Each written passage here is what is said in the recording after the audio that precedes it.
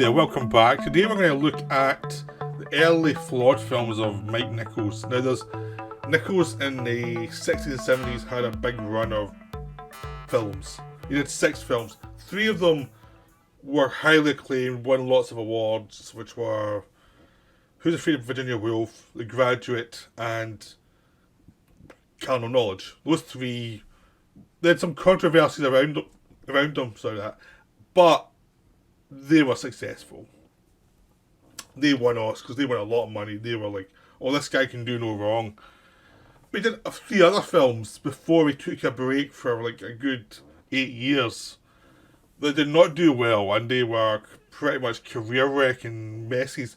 This is what happened a lot in the 70s, where directors would get big fast, then they would get money would be thrown at them, you're a genius, do what you want, and make the films, and they'd be like, what did you make that for?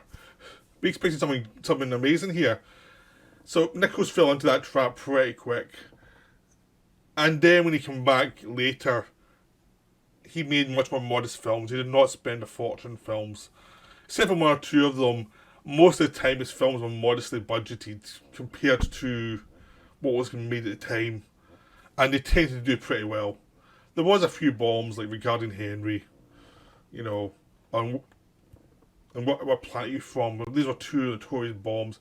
The rest of them tended to do pretty well. Like, no one was losing money in his films. Everyone was making money off them. They might not be like Terminator 2 of the day, but they were making their money back. They were good films for the studio to have in their collection that they could keep on re-releasing on different markets and different venues like VHS, DVD, Blu-ray. They're all films that have a good reputation, like Biloxi Blues, Postcards from the Edge, Working Girl, Wolf, which was flawed, but it still has a decent following. Primary Colours, The Birdcage, The Closer, Charlie Wilson's War. They all did well. They were all well-respected films. Silkwood. So, he was doing a lot but he was a hit-and-miss director. Like, you could not rely on Nichols to always deliver on a film. Every so often, producers did say, how did we get the wrong director for this one after they hired him and they saw what he did with it or something. Like, apparently he would cut out stuff that people were like, why'd you cut that out? That doesn't make any sense. So there was also an element where sometimes you get bored. If we chose the wrong project, and if we realised we chose the wrong project, you get bored. And sometimes the project would not do well out of laziness, or he couldn't get on with somebody. So he was a temperamental director, according to his biography. And there was a couple of films that he just kind of gave up on at a certain point. He was like, this is not going to work. Just put it out and doesn't get on with the next one. But he did a lot of films that did well. He did some stuff. He was always working in theatre as well, where he had a lot of big hits. A couple of flops, but generally he was thought as a very good theatre director too. Like, when he wasn't making films, he did a lot of theatre. So it was an interesting career. Maybe not as successful as he hoped it would be. Like, it was one of those things it was not going to be remembered as a Kubrick level career in America, where it was like masterpiece after masterpiece after masterpiece. This is much more like a good professional director who did a lot of decent work and some bombs. Much more the Sidney Pollack level than the Stanley Kubrick level. And early on, people thought it was going to be Stanley Kubrick level. So his early films, these 3 early films, which did not do well, is the best way to put it. Catch 22 did modestly, but it cost so much. Another 2 didn't really do well, and in the case of Day of the Dolphin, he kind of gave up well before the film was even released. He was just like, even before he started shooting, he wasn't particularly keen on it, and the film eventually was released to the public with a shrug. So, there was like, even some of his tendencies even early came out. But they're actually all interesting films. They've all, Catch 22, Day of the Dolphin, and The Fortune are interesting films. They're made by a guy with ambition that maybe wasn't going on all cylinders. But Catch 22 and The Fortune, I really like. They've got their flaws, but I really like them. Day of the Dolphin, first 2/3 I really enjoy, even though there's some problems. And because apparently Nichols liked dolphins, and you can sense there's some interest in certain bits of the subject for him. And then when the plot gets in, and he's like, oh, I can't keep this plot. So the same thing that happened in Wolf. Wolf was going well until he had to deal with the werewolf plot, and it was like, do I have to? Do I have to do this guy in the suit thing? I don't like this. That was the problem with him in genre films. He wasn't like interested in the genre side of it. So he could find ways to subvert it all and do interesting things, and then when you had to deliver the genre bit of it was like, oh shit, I have to do this. Oh god. He was that kind of director. It's like they should have had someone, a good second unit director for him for those scenes, is what I'm saying. But these three films are really enjoyable. Catch-22 is based on the Joseph Heller novel, which I've not read. I've not read it. And it is half an hour too long. It's got the feeling of Nichols had a take on it, but then he seemed to think that halfway through he needs to add other stuff from the book to keep people interested. And basically, there were some scenes in the book, a lot of them starring Orson Welles' character, who's the big general who's oblivious, that you don't really need. Like, the points made about this character have been made when he's off stage, you don't need to see him. So it's one of those things where the best way to improve this film is just cut Orson Welles. Apart from one scene where Alan Arkin turns up to get his medal naked. But a lot of the stuff there, even that is a funny scene, but you didn't really need it for the plot. You could have worked around it and not the Orson Welles character in it, and it would have worked a lot better. Even though Welles is funny, because he's playing a guy with no sense of humour around these smart asses. It works well, but it feels for another film. The film works better when it's like this existential comedy where the jokes are only half funny. The jokes are kind of bitter and angry at the world. And Alan Arkin plays this guy who realises that the war, being a guy in a plane is mad. They try to kill me up here. They try to kill me. Like, this is essentially mad. But he's told by the people there, like, the problem is, it's catch-22. A sign of sanity is actually realising that doing this job is madness. It's going to get you killed. A sign of being insane is to not accept that, which means the only people who are really worth going up in the plane are the insane.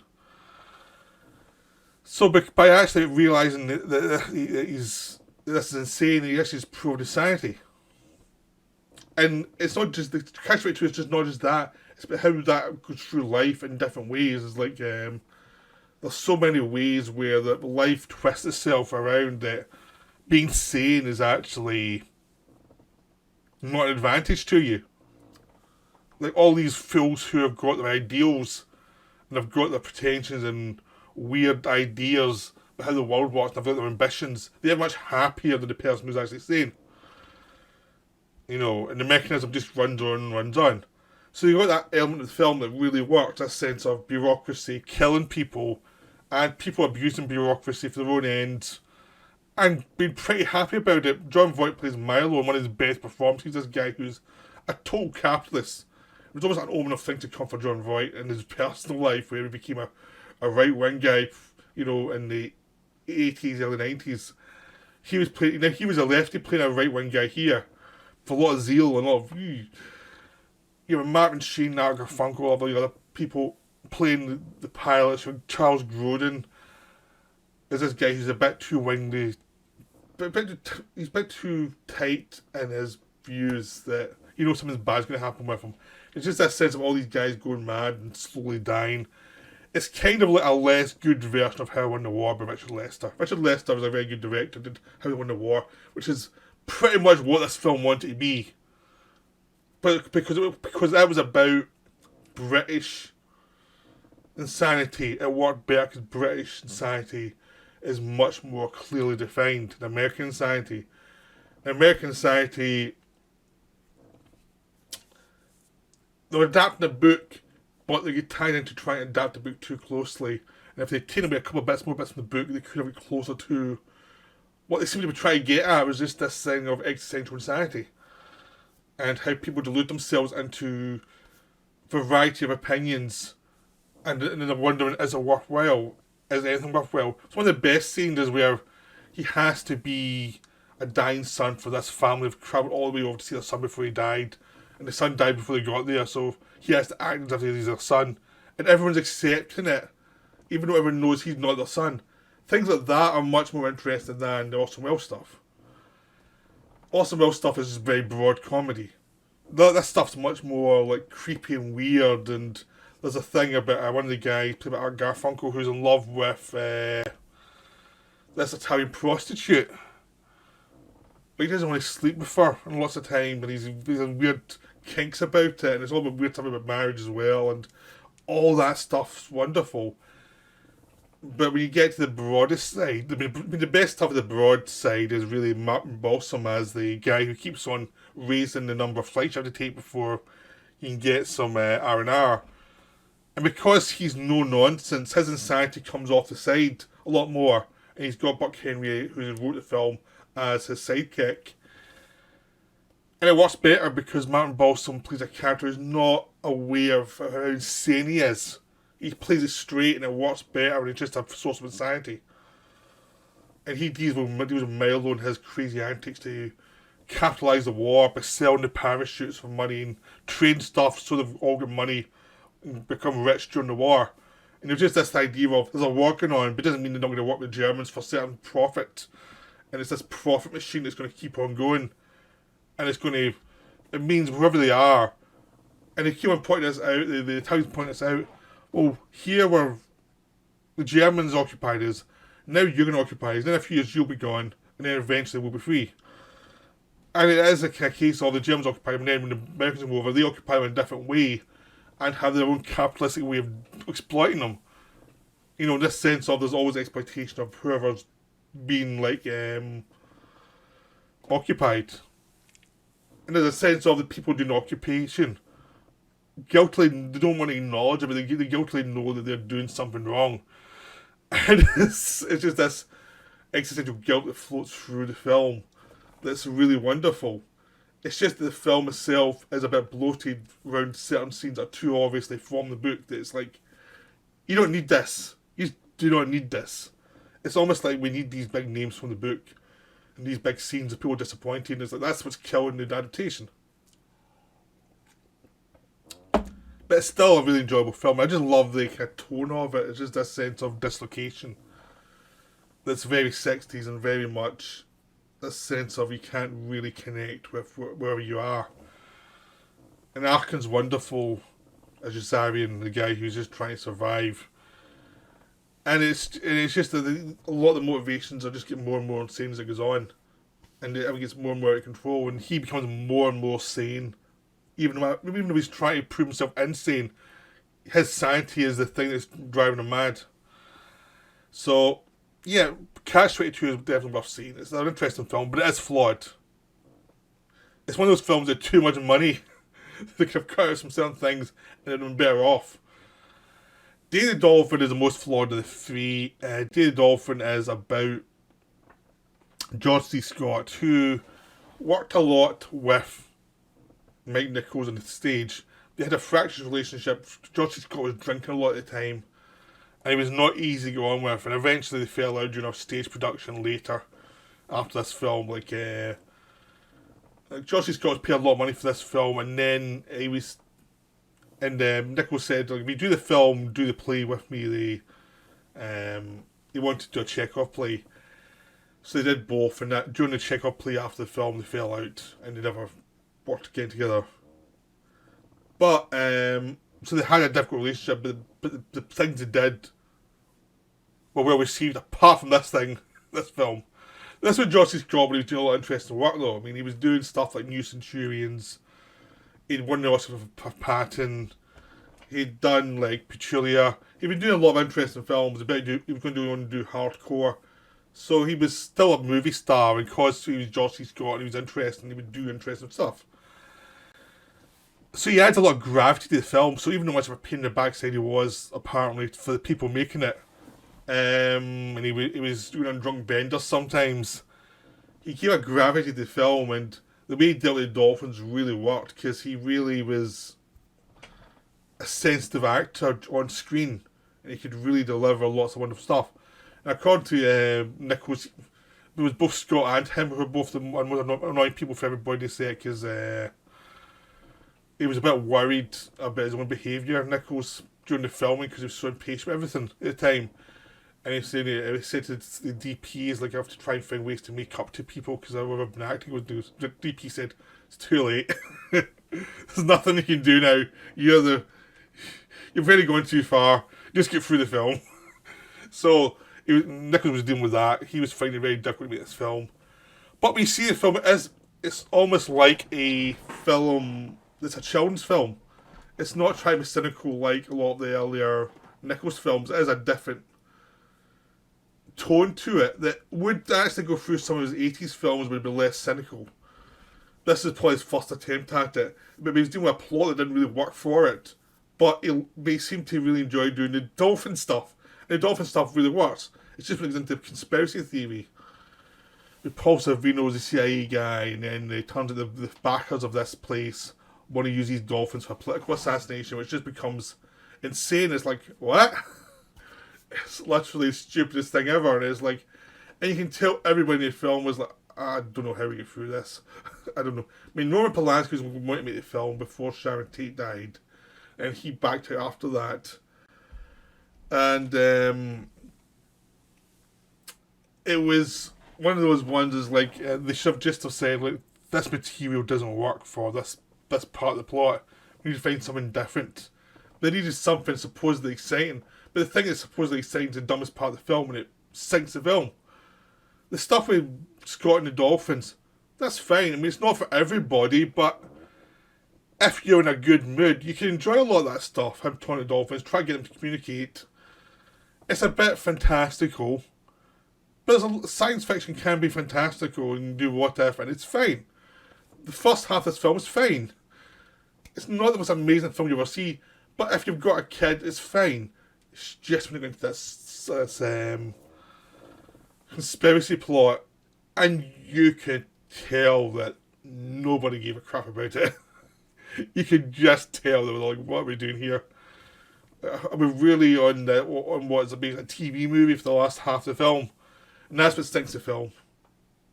Because every so often, anytime they can go back and do some dolphin scenes, even though dolphin scenes are difficult to do, the film has a nice tone to it. Anytime they're dealing with conspiracy, it's like, oh god, what is this again?